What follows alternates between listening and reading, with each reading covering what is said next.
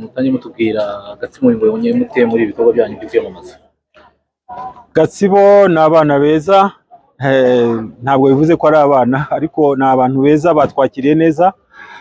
Tukaba dushimishijwe nuko turere twa Gatsibo nyuma ya Nyagatare bigenze neza. Ntabwo twakoresheje ibyuma bikomeye ariko ijwi ryabagezeho, batwegereye, tukaba kandi dushoboye kubagezaho ingingo zose uko ari 50. Nibyo twakoze gusa Ikirehe, biri rero mu bidushimishije.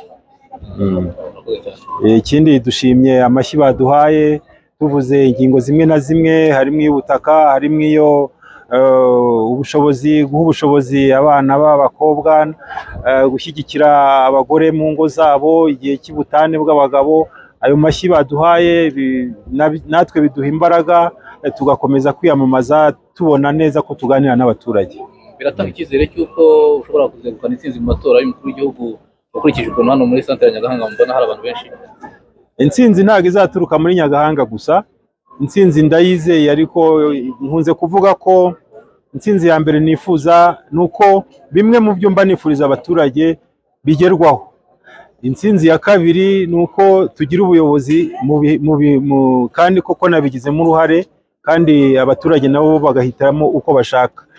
Buri gihe nsaba intsinzi isesuye, birumvikana, intsinzi ifite itandukanye niyo naherutsemo ubushize kuko sinari kugaruka. Ikindi cy'ingenzi cyane nuko mbona biriho bijya muri iyo nzira. Namwe murakoze.